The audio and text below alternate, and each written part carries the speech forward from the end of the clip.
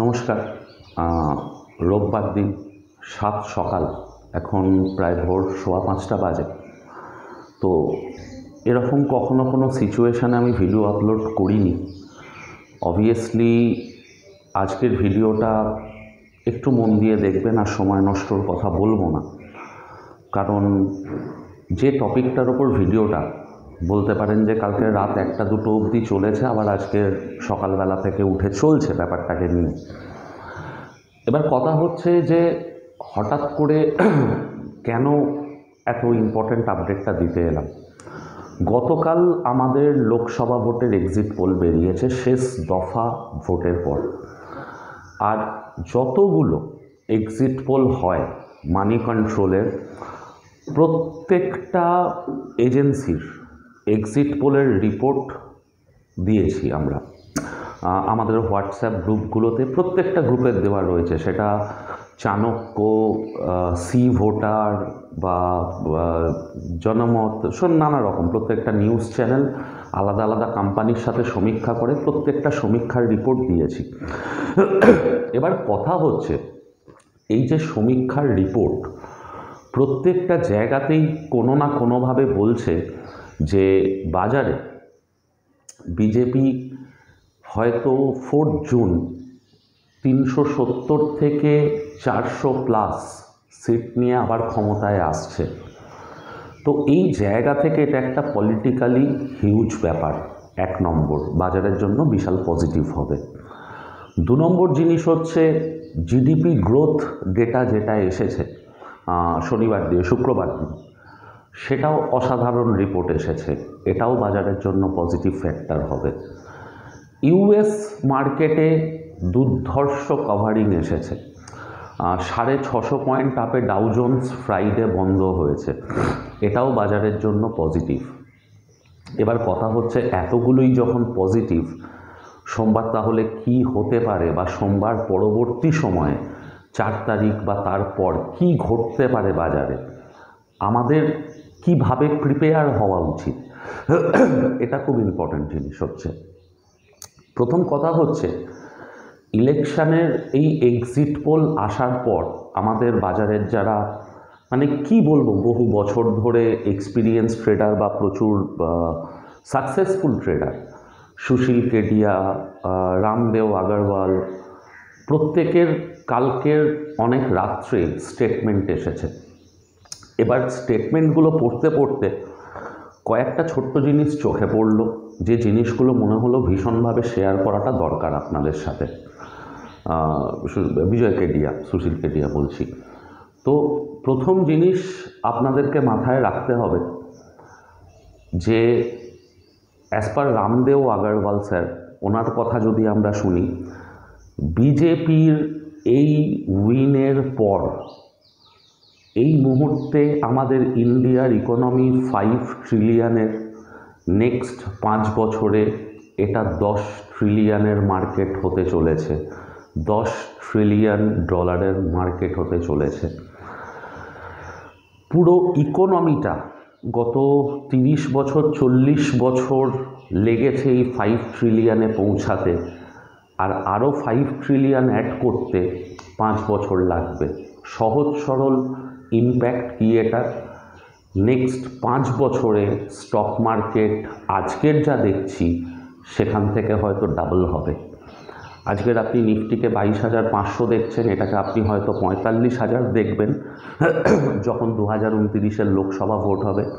বা আজকের ডেটে আপনি সেন্সেক্সকে 75,000 দেখছেন, সেটাকে হয়তো আপনি 1.5 লাখ দেখবেন। বা ইন শর্ট, রামদেও আগরওয়াল স্যারের মতে যে বাজারের প্রতি যে লং টার্ম ভিউ, বা আমার পুরনো অনেক ভিডিওতে বারবার আমি বলে গেছি যে আগামী 5 বছর বাজার আমাদেরকে এতটা অপরচুনিটি দেবে না আর্ন করার, যেটা ভাবনা চিন্তার বাইরে। তো কোনোভাবেই বোধহয় সেই সুযোগটাকে মিস করা উচিত হবে না।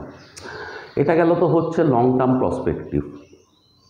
তারপর কি আসে, সোমবার দিনের বাজার নিয়ে কারোর কি বক্তব্য? আগামীকাল যখন বাজার খুলবে এক্সিট পোলের পর, প্রত্যেকেই একটা এক্সপেক্ট করছে যে বাজার কালকের একটা আপমুভ করবে, বা বড় আপমুভ করবে, বা নেক্সট 2 দিন বা 3 দিনের মধ্যে বাজার 23,000 2200 বা 23,500 পৌঁছাবে। এবার কথা হচ্ছে এই যে 23,200 বা 23,500 পৌঁছাবে, এটা হতে পারে যে 4 জুন রেজাল্ট বেরোনোর আগেই পৌঁছে গেল। তো চেষ্টা করুন এই টাইমটাতে নিজেদের যে পজিশানগুলো নেওয়া আছে, আমাদের ক্লায়েন্ট বা আমার সাথে যারা আছে প্রত্যেককেই অপশানের কিছু হেজ দেওয়া রয়েছে, তো একটা ভালো প্রফিট পেলে বেরিয়ে যাওয়ার। আর বিগত ইলেকশানগুলোর রেজাল্ট অ্যানালিসিস করেও বলেছিলাম যে বাজার কিন্তু ভোটের রেজাল্টের আগের 2 দিন বা 3 দিনে প্রত্যেকবার দেখা গেছে 2 থেকে 3% পজিটিভ র্যালি করে ওপর দিকে। এটা তো গেল হচ্ছে একটা পার্ট। 2 নম্বর পার্ট হচ্ছে যদি আমরা কেডিয়া স্যারের ইন্টারভিউটা কালকের রাত্রে শুনি বা দেখি, তার স্টেটমেন্টগুলো পড়ি, তিনি কিন্তু খুব ক্লিয়ারলি কিছু জিনিস বলেছেন যেটা আমাদেরকে মাথায় রাখতে হবে। প্রথম কথা, মানডে মানে সোমবার আগামীকাল মার্কেটে এক্সপ্লোশন হতে পারে, মানে জাস্ট বোম ফাটতে পারে। বাজার যদি আপার সার্কিট খায় 5%-এ, তাহলেও কেডিয়া স্যার অবাক হবেন না। 5% আপার সার্কিট মানে নিফটি কিন্তু 700-800 বা 1000 পয়েন্ট ওপরে বন্ধ হওয়া। এটা কিন্তু হিউজ স্টেটমেন্ট, কাজেই মাথায় রাখবেন। কিন্তু তারপর কি, সারাটা জুন মাস বা ভোটের পরবর্তী 2 মাস 3 মাস, সেখানে কিন্তু আবার কেডিয়া স্যার আমাদেরকে ভীষণভাবে সাবধান করছে যে স্টকগুলো এত দিন ধরে দৌড়াচ্ছে, পিএসইউ স্টক হোক, অটো স্টক হোক, এই স্টকগুলোতে কিন্তু এই এক্সপ্লোশনটার পরে প্রফিট বুক করার সময় আসছে। আর বেশি কিছু এক্সপেক্ট করা উচিত নয়। আজকের আরবিএনএল কিনে প্রচুর পাচ্ছি, হতে পারে ওপরে যাবে, কিন্তু কেডিয়া স্যার বলছেন যে আমি এই স্টকগুলো থেকে এক্সিট নেব। বিশেষ করে অটো সেক্টরটাকে উনি স্পেশালি মেনশন করেছেন, আর পিএসইউ স্টকগুলোকে, যেটাকে এখন অ্যাকচুয়ালি মোদি ইন্ডেক্স বলা হচ্ছে। তো যাই হোক, তো যে স্টকগুলো বেড়েছে সেগুলো থেকে একটু সাবধান থাকুন।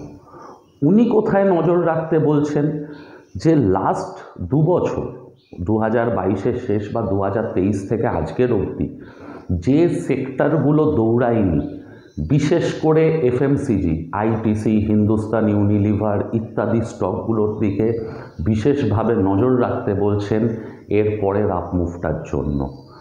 আর কিছু কিছু কেমিক্যাল স্টকে, মেটালকে স্ট্রিক্টলি অ্যাভয়েড করতে বলছে, আইটিতে নজর রাখতে বলছে। মেন ওনার ফোকাস থাকছে আইটি আর এফএমসিজি।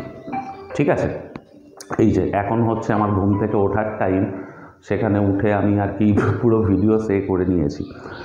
তো রামদেব আগরওয়াল স্যারের বক্তব্যটা বুঝলাম, কেডিয়া স্যারের বক্তব্যটা বুঝলাম।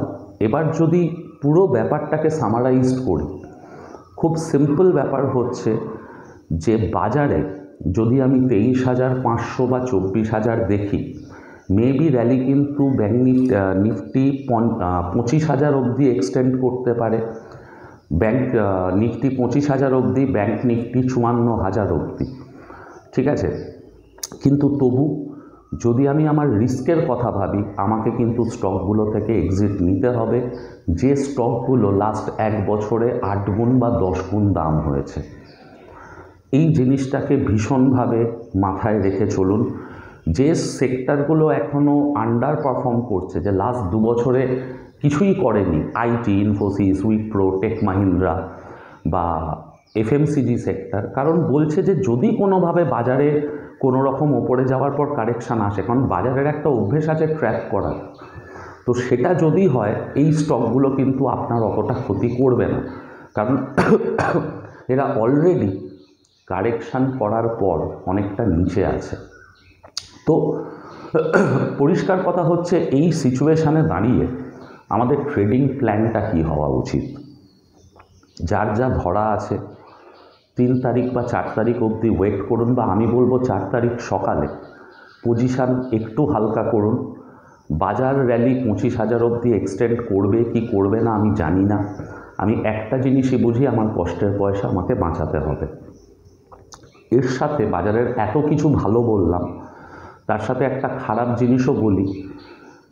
গত 26 বছরের হিস্ট্রিতে একটা সিঙ্গেল ডেতে সবচেয়ে বেশি ফিউচার কন্ট্রাক্ট বা নিফটি ইন্ডেক্স শর্ট করেছে এফআইআইরা।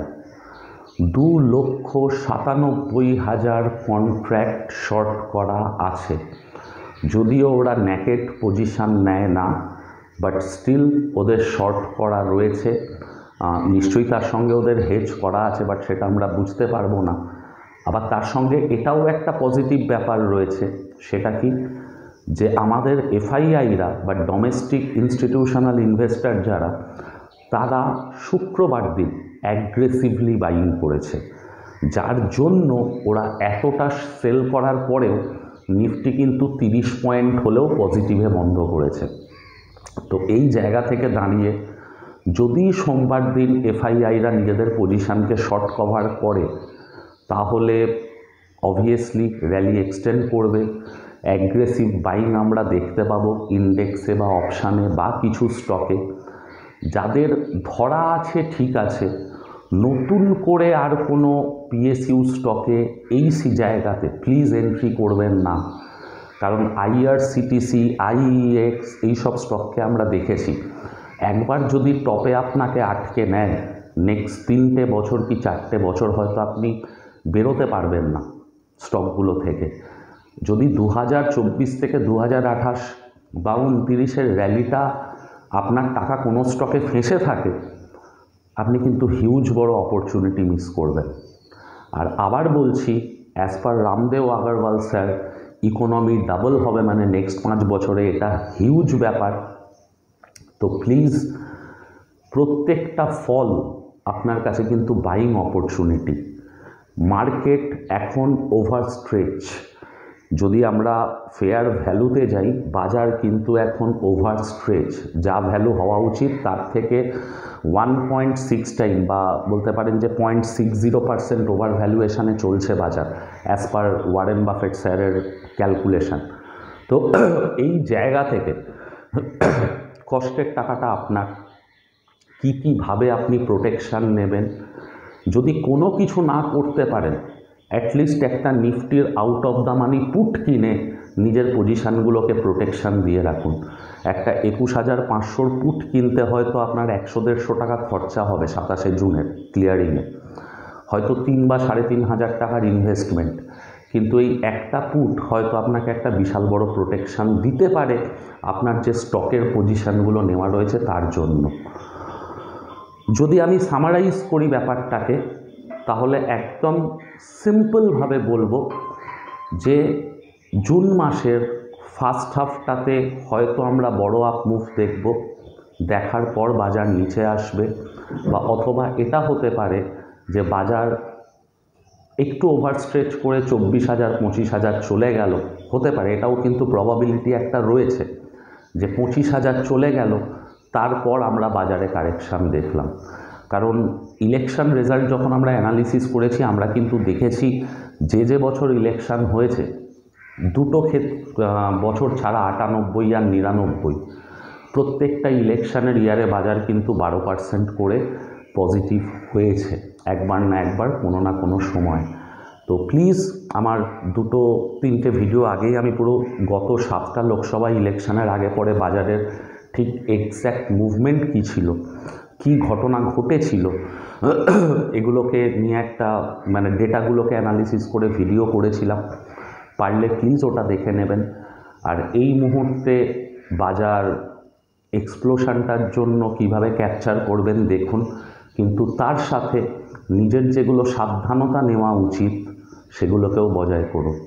এভারেস্টের চূড়োয় উঠতে চলেছি, খুব ভালো কথা, আনন্দ করছি, বন্ধুবান্ধবের সাথে ঘুরতে এসেছি, কিন্তু একটা ইন্স্যুরেন্স থাকলে খুব ভালো। বাই চান্স যদি কোনো দুর্ঘটনা ঘটে, যেন আমি বা আমার ফ্যামিলি প্রোটেকশানটা পাই।